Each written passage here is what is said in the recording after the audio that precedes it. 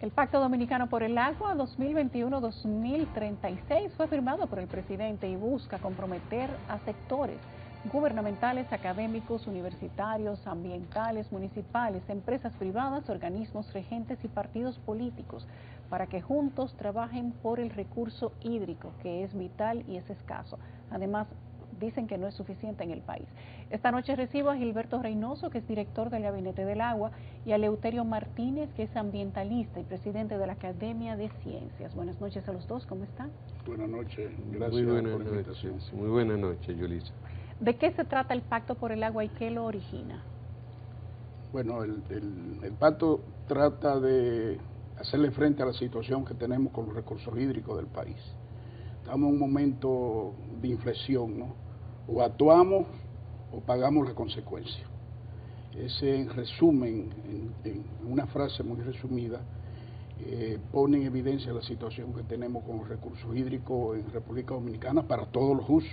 Consumo de la potable, para la producción, para la conservación, para la generación hidroeléctrica. Estamos en ese momento crítico sobre este recurso.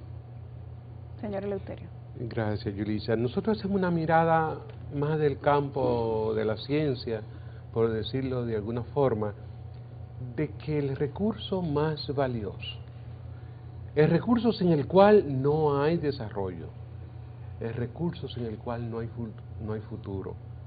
El agua es de consumo diario, necesario, indispensable, como le querramos llamar. Y a pesar de que nosotros siempre decimos que tenemos suficientes recursos hídricos, que el país tiene una buena dotación hídrica, el solo hecho de que nosotros hagamos un mal uso del recurso, el solo hecho que permitamos que se nos degrade, que se nos contamine, pierde su condición de un recurso público, de un recurso de uso masivo para la sociedad. Y nosotros lo que proponemos es que si hacemos un uso racional, si hacemos conciencia de qué estamos hablando, podríamos tener aliados, que tenemos que hacer todo lo que necesitamos de recursos, y que el aliado principal sea aquel que lo está requiriendo, que lo necesita, porque es que en todas partes del mundo este recurso resulta indispensable y lo más importante, que no podemos prescindir de él. Es decir, es imprescindible. Todos los recursos son necesarios, lo buscamos y lo obtenemos de alguna forma, aunque uno tenga que hacer el viaje que queramos. El agua no, el agua viene del cielo.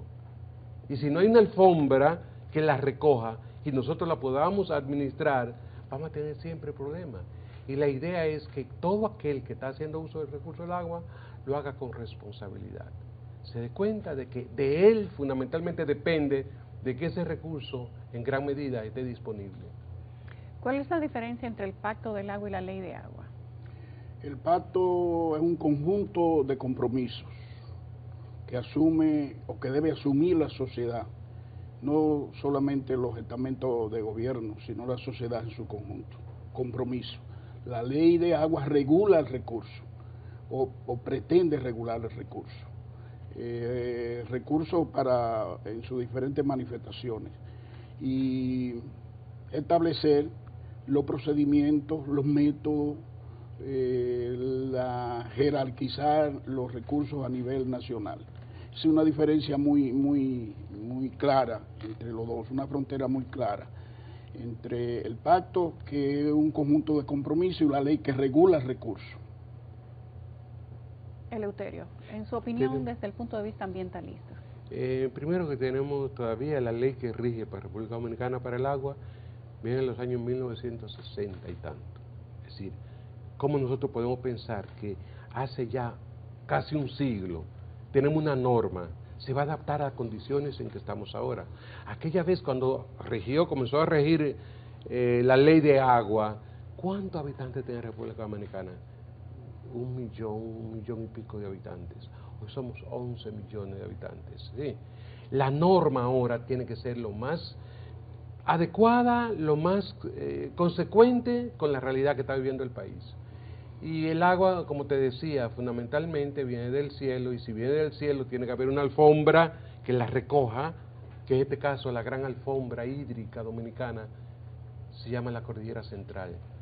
Son esos bosques de pino, esa inmensa alfombra que te capta en la Cordillera Central, esas nubes que van transitando, porque el agua siempre viene del mar, esas nubes que van transitando hacia tierra firme, tienen que encontrar algún muro, algún obstáculo que la obligue a elevarse. Se enfrían, se condensan y después se escurre.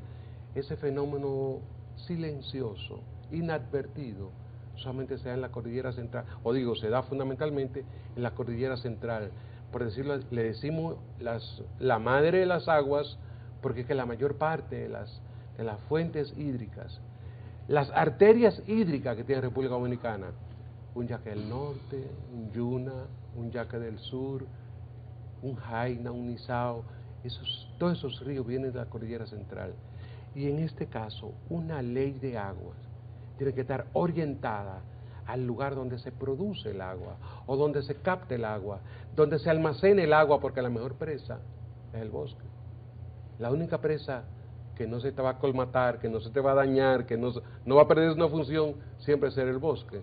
Entonces, una ley de agua tiene que estar íntimamente orientada fundamentalmente a donde se produce el recurso y garantizar que ese recurso que está allí sea para siempre, porque nuestros hijos van a necesitar exactamente la misma agua que estamos utilizando hoy. ¿Por qué tenemos compromisarios para firmar un pacto por el agua y no tenemos compromisarios para aprobar una ley de agua que tiene más de una década ahí esperando?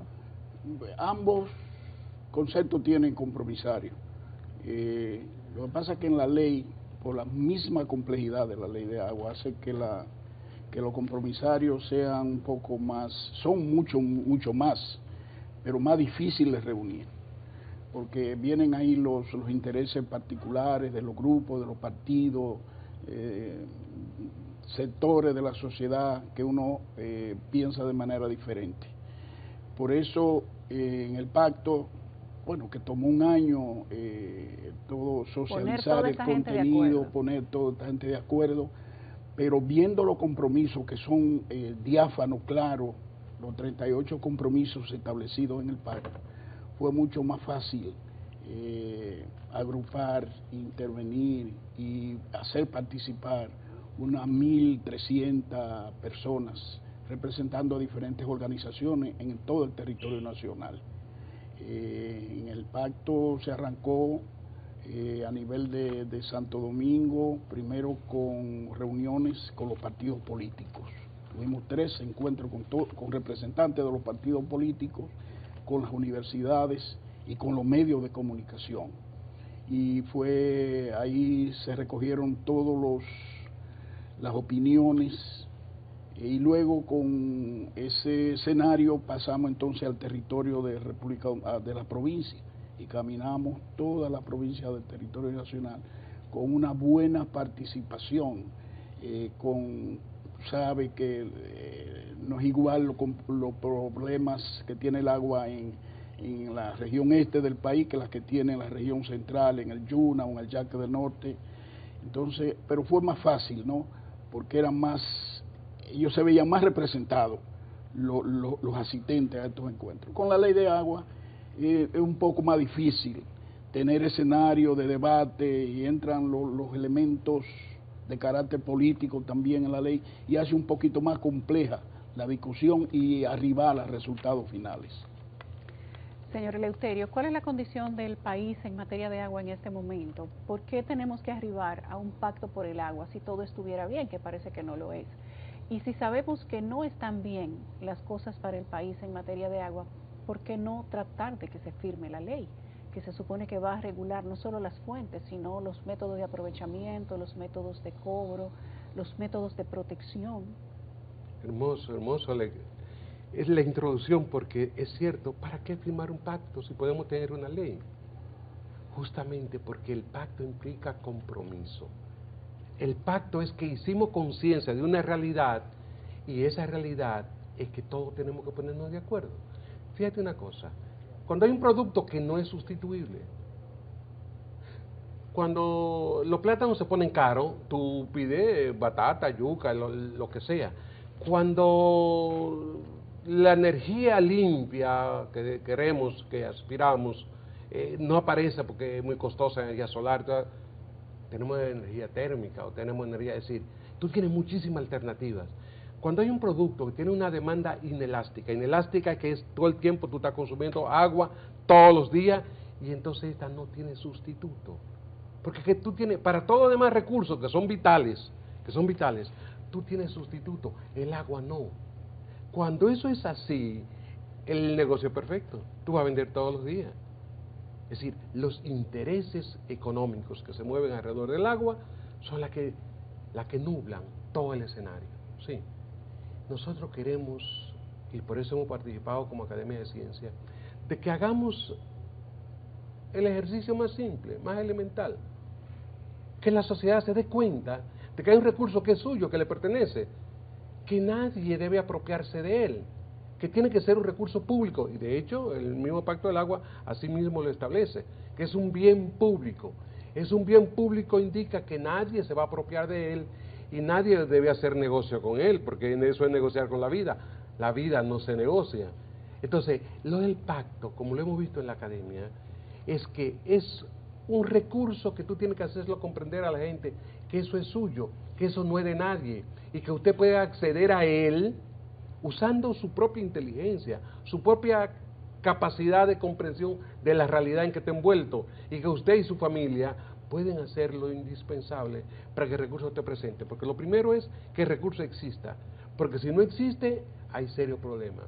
Y lo que nosotros necesitamos es ver cómo el agua llega desde la fuente hasta tu casa. Si el agua va desde la fuente hasta tu casa y hay garantía, pues entonces todo lo otro es el cuidado que tú pongas para que no se te contamine, no se dañe. Entonces, una ley tiene que estar más bien orientada, no tanto a regular el uso del recurso como tal, sino a garantizar que el recurso llegue hasta la casa, que llegue hasta cada persona que lo esté necesitando. Y la ley de agua ya es hora, sí, de que tengamos un instrumento, porque es una disposición horizontal a la cual todos tenemos que acogernos. Y ese es el problema, porque cada quien quiere garantizar de que ese recurso esté disponible para él y que él pueda comercializarlo.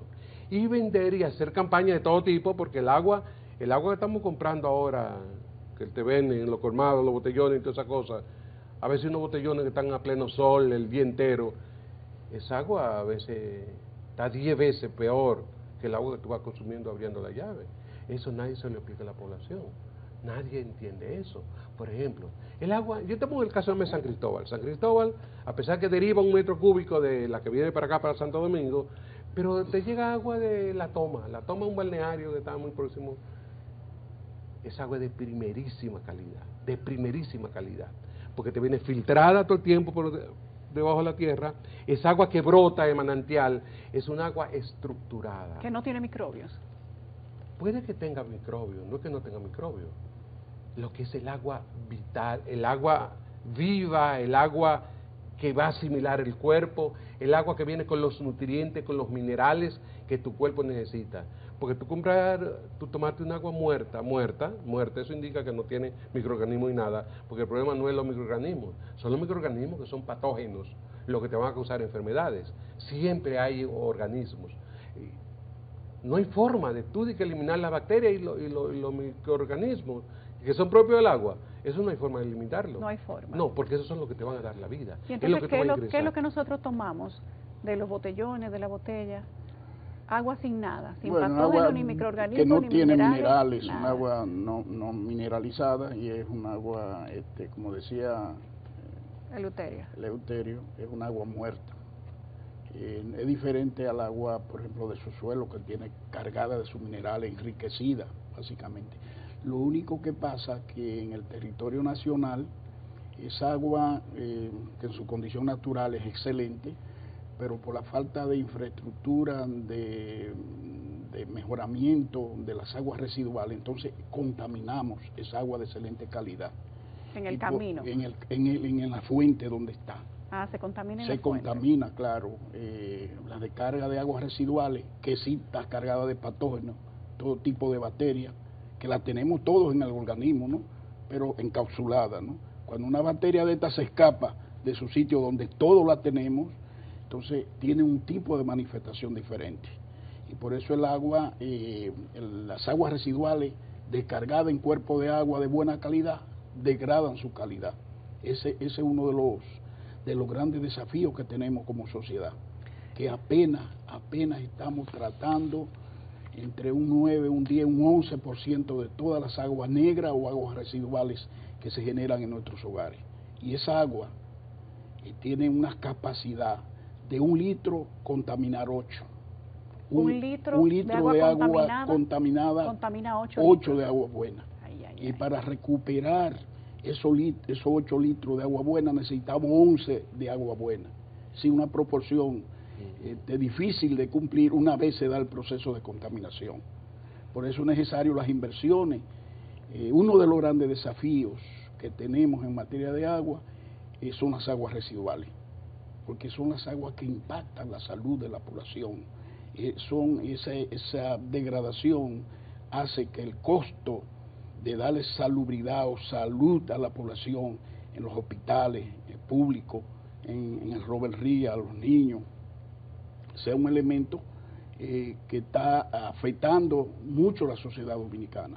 Por eso, volviendo a los compromisos del Pacto del Agua, uno de los grandes compromisos que tenemos es invertir en ese horizonte que está trazado el Pacto Dominicano por el Agua, son las inversiones en materia de saneamiento de aguas residuales a nivel del territorio nacional.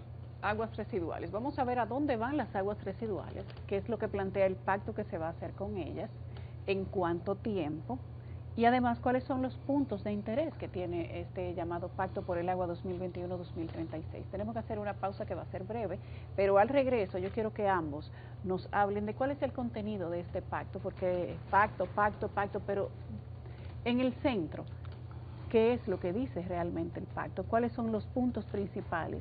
Y si realmente hay capacidad para cumplirlo hasta el 2036, enfocándonos, por supuesto, en el manejo y tratamiento de las aguas residuales. Todos los desechos que salen de la casa, lo que sale de los fregaderos, de la lavadora, de los sanitarios, todo eso va a algún lugar. ¿Qué pasa con todos esos desechos y aguas residuales y cómo eso se mezcla en algún punto con el agua que circula por el país? De eso vamos a hablar al regreso. Hoy hablamos de los compromisos asumidos por una serie de personalidades en el sector para dar a luz a este Pacto Dominicano Nacional por el Agua 2021-2036. Tenemos a Gilberto Reynoso, director del Gabinete del Agua, y a Eleuterio Martínez, ambientalista, presidente de la Academia Dominicana de Ciencias. A ellos les pregunto, ¿qué dice ese pacto? ¿Cuáles son o cuál es el contenido de esos 38 puntos principales, neurálgicos, donde se establece cuál es la responsabilidad y el compromiso de cada una de las personas que han participado y de cómo se va a manejar el futuro del agua en el país? Y además las aguas residuales, para que la gente comprenda toda el agua de desecho que se usa en cada casa, en cada apartamento, en un hospital, en una fábrica, qué es, cómo se maneja y a dónde va. Ambos. Empecemos por las aguas residuales. ¿A dónde van las aguas residuales? Las aguas residuales tienen dos caminos, o varios caminos, pero todas terminan o infiltrándose en el subsuelo, contaminando las aguas subterráneas, o yendo a una fuente superficial. En el caso del Gran Santo Domingo, que es el ejemplo que tipifica la situación, es que las aguas residuales que se generan en el Distrito Nacional tienen como destino final el litoral marino del Malecón, toda la zona sur, el río Jaina, el río Sama o el río Isabela, o el subsuelo. Recordando que todo desemboca ahí. Ahí, de manera a una libre, fuente de agua. De manera abierta. De manera abierta. La mayoría, en los casos de que las aguas residuales no son tratadas, entonces esa agua que llega a estos cuerpos de agua lo contamina. Si fueran tratadas como debe ser, entonces podíamos recargar los acuíferos y dejarlo ahí. Posteriormente podía ser utilizable esas aguas residuales tratadas. Lo que pasa es que no estamos tratando más que un 10, un 11% de las aguas residuales. ¿Por qué el país no se ha abocado a trabajar con el tema de las aguas residuales? Mira, las aguas residuales en el país ha sido un tema político. ¿De toda la vida? De toda la vida. Los gobiernos no invierten en alcantarillado sanitario porque no se ven.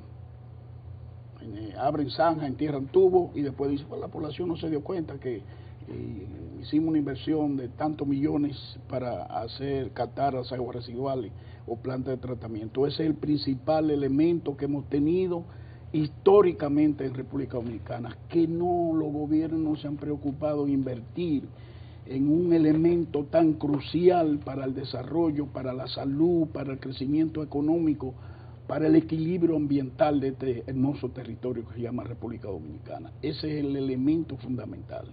Eleuterio.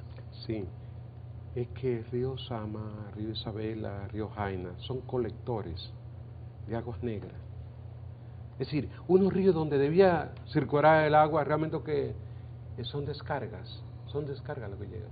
Entonces, una ciudad enferma, como está Santo Domingo, no puede tener ciudadanos en salud, porque justamente su fuente de salud, su fuente saludable primaria es el agua, y tú la llevas contaminada hasta grados insoportables. Es decir, realmente es una desgracia pensar en cómo va ese río Jaina, ante todo cuando se juntan el Isabela con el Osama, ahí en los Tres Brazos, y mira qué cosa, tú vas a Gualey, por ejemplo. Gualey tiene 9 fuentecitas de agua, que tú ves que el agua está brotando, y es agua de calidad. Cuando sale ahí, pero automáticamente salió al exterior, automáticamente las escorrentías superficiales. Recuérdate que una cosa es el agua que va corriendo por debajo de la tierra, que es el agua de calidad, el agua del manantial, de la fuente, pero de que de una vez aflora, comienza a aflorar, los arrastres, la lluvia, se contamina y se daña bárbaramente. La gente no tiene entonces otra opción que no sea el agua de botellón o poner filtros en su casa. ¿Es efectivo? Todo lo contrario. Es que de antes nosotros utilizábamos piezas de barro, hacíamos tinajas. Sí. Claro, y esas aguas de calidad. ¿Cómo así? Pero la tinaja filtra. No es que filtre, pero te ayuda a sedimentar todo lo que no sea, todo lo que pueda ser resultar patógeno, porque es que el agua, ¿cómo que el agua se purifica en la tierra? Tan pronto cae del cielo, porque el agua que viene del cielo muchas veces viene contaminada también, porque justamente te va arrastrando, precipitando todo lo que está en el aire. Tan pronto cae y se infiltra, es la cantidad de minerales que encuentra al pasar por debajo de la tierra, que le van dando la estructura que el agua necesita para ser útil para el cuerpo humano.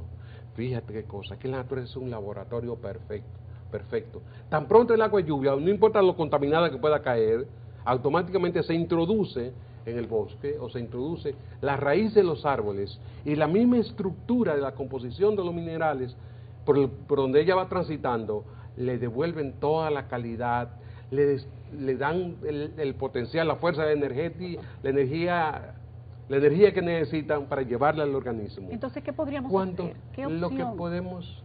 ¿Qué opción tiene la gente? Si la gente decidiera dejar el agua embotellada y decidiera, por ejemplo, no comprar filtros, porque ahora también se usa que la gente compra filtros y lo pone en su casa. Sí. ¿Cuál es la opción? No, es que los filtros, si no son mineralizados, también el agua sigue igualita. ¿Cuál es la opción? ¿La gente puede poner una tinaja? La opción, no, bueno, debía ser, sería lo ideal, porque la gente como vivieron nuestros abuelos, hasta la llegada de los filtros y de esas cosas, nuestros abuelos nunca usaron nada de aquello y vivieron, y de qué manera. La alternativa es, que es parte del pacto del contenido del agua, es que tú tengas acceso a un agua de calidad. ¿Cómo y el agua de calidad, esa agua de calidad es que la misma agua que viene y te llega a una fuente, entonces sea canalizada hasta los hogares, por lo menos con la calidad posible. El gran problema del camino son los empates, tubería y todas esas cosas donde se daña bárbaramente todo aquello. Entonces ese acceso fundamental va a depender de la infraestructura que tú tengas del agua que está llegando a la casa. Aquí a Santo Domingo entra de la presa de Valdesia alrededor de unos 17 millones de galones diarios, pero es un agua de excelente calidad. El tratamiento que recibe el agua que entra de diferentes fuentes, entra a la capital dominicana, al Distrito Nacional, es agua de muy buena calidad. Tiene algunos niveles de contaminación ya en la cisterna, la mayor parte de los edificios, de las casas del Distrito Nacional, almacenan en cisterna, por la inseguridad muchas veces que tienen del suministro. Y entonces en la cisterna ahí puede haber un nivel de contaminación, pero el agua que entra a la capital es de muy buena calidad, muy buena calidad. Se puede garantizar su consumo antes de que pueda haber algún elemento de contaminación. Lamentablemente por roturas de tubería, como señala Eleuterio, por la contaminación en la propia cisterna, hay algún nivel de contaminación de bacterias patógenas que puede afectar los organismos, el cuerpo humano. Pero en sentido general podemos decir que el agua que entra, como que sirve la Corporación de Acueducto y Alcantarillado Santo Domingo, es agua que es consumible. ¿Hasta qué punto? ¿Hasta dónde? Porque si ese es el agua que llega a las casas y ya al llegar a las casas no sirve. ¿Hasta qué punto? Mientras esté en la casa, ¿es funcional? Cuando sale de la planta de tratamiento de las casas, que está próximo acá, antes del río Jaina, es un agua excelente. Puede haber algunos niveles de contaminación una vez que se infiltra, que se entran algunas aguas no reguladas, no tratadas, y hasta las cisternas. Hasta en la cisterna hay algunos elementos que favorece el ambiente de almacenamiento en cisterna, favorece algunos niveles de contaminación, pero es un agua que se puede garantizar para el consumo. Para el consumo, no para tomar. Para el consumo humano, tomar. El agua de la casa se puede tomar. Pero tendría la gente que ir y llenar los botellones allá, porque lo que digo es que de la casa a la casa ya no sirve. El término no es que no sirva, no se puede aplicar el término que no sirve. No sirve para tomar. Sirve para tomar, lo que pasa es que de la llave, la gente puede pegarse de la llave, sí. No con la garantía absoluta de que está tomando un agua de excelente calidad en algunos sectores, sobre todo, porque puede tener algunos niveles de contaminación a través del proceso de distribución. Hay sectores del Gran Santo Domingo que podrían tomar agua de la llave. Sí. Y algunos, por ejemplo, Don Bosco, y que todo en centro de Santo Domingo. El agua de Don Bosco es de primerísima calidad. Y el agua que no viene de Valdesia, esta viene de aquí de Jaina. Es más, los primeros acueductos, eso fue la toma de Isa y de Mana, son las más antiguas, 1917, 1924, y viene del agua de primerísima calidad. Es decir, es que, Yulisa, el gran problema es la educación que tenemos que tener, darnos cuenta que el agua, por ser algo limpio, potable, es lo más fácil de contaminar. Cualquier sustancia, es más, echarle cloro es contaminarla. Cloro es contaminarla. Mira, mi niña, yo no quiero adentrarme mucho en eso, porque habría que explicar muchas cosas. Porque el cloro ya es un elemento químico, exactamente, que está llegando a una proporción a veces mucho más elevada que la que el cuerpo realmente requiere. Y lo ideal sería que el agua viniera con las mismas condiciones que la produce la naturaleza, porque lo de nosotros es aproximarnos lo más posible a cómo lo produce la propia naturaleza. Y entonces, pero ya un tratamiento, porque la costumbre que tú le tires tanta gotita de cloro y esto y la cosa, ya realmente te la va neutralizando y te mata toda la bacteria y esa cosa. Mata las bacterias y también mata los buenos patógenos. A nosotros mismos también. Yo quiero enfatizar de que el agua es en la fuente. El problema está en la fuente, Yulisa. Los ríos. Es que los ríos dominicanos, lamentablemente, lo hemos convertido en cloacas. Tú no puedes señalarme un río dominicano que conserve la calidad del recurso. El Yuna, el Yaque del Norte, el San Juan, el Soco, el Osama, el Nizao, todos los ríos lo hemos convertido en cloaca. En la fuente que está el problema. Las aguas catadas, que cata INAPA o la CAS, tienen su tratamiento. Lamentablemente pierden los minerales, pero sí tienen su tratamiento para eliminar los patógenos, las bacterias. Pero por eso yo digo que el agua, una vez tratada, que llega a los hogares, es agua consumible. El problema está en la fuente. En la fuente. Sí. Fundamentalmente. Y además, un poquito de educación nada más. Eso hasta los filtros, hasta tú la casa lo puedo preparar. Basta que tú busques un recipiente y tú puedas combinar arena, carbón vegetal y con eso es suficiente. Más que suficiente. 10 veces mejor que la que tú estás consumiendo como agua muerta, que la que tú estás comprando de los colmados. Y además, ¿por qué, Eleuterio? En primer lugar, porque el agua ya viene, al tú pasarla por sistema ósmosis, tú estás dejando todo. Y el agua que te sale al final del proceso es totalmente inerte. No tiene nada de vida y tampoco hay minerales. Y los minerales son lo que tú vas a tener en el cuerpo, que si tú no lo tienes, al tú llevar un agua que le faltan los minerales, el agua que tú estás tomando, en lugar de aportarte, lo que hace es que te sacan los propios nutrientes que tiene tu propio organismo, y después cuando tú vas a hacer pipí, cuando vas a drenar, tú estás botando los minerales que son parte de la constitución de tu cuerpo, que son indispensables para la vida y para la salud sobre todo, porque a veces tenemos una capacidad de mantener la vida muy buena, un sistema de defensa muy bueno, pero tú le vas cada día minando la capacidad que tiene ese cuerpo de lo que le llamamos la resiliencia. La verdadera resiliencia es la capacidad que tiene el cuerpo para absorber todo lo que le hace falta. Y el agua es un elemento resiliente. El agua tiene que tener su condición natural de su composición de minerales, y precisamente por eso cuando te pasa por el cuerpo y te va limpiando el cuerpo, los riñones se encargan de extraer de tu propio cuerpo los nutrientes que debía tener naturalmente. Y por eso que un agua sucia, un agua contaminada o un agua muerta te saca todos los elementos que tienen vida que están en tu cuerpo. Se desmineraliza. Se desmineraliza. Entonces hay que hacer una labor de educación. Eso es la vida. Es una labor de educación que uno debía tenerlo. Hay sociedades antiguas que te preparaban, te orientaban. Era parte de la educación básica para cualquier niño. Cómo cuidar el agua y darse cuenta que esa agua debería darse en la escuela para la vida. Cuando nosotros hablemos de agua estructurada, el agua, ahora se está hablando en todas partes de agua estructurada, que por algunos mecanismos para devolverle la estructura natural que le da la tierra, es decir, cuando el agua lluvia cae y al pasar por las raíces de los árboles, al pasar por la tierra propiamente dicha, esa tierra, el agua se va cargando de toda esa fuente, de todas esas fuerzas de la naturaleza para llevarla a tu cuerpo.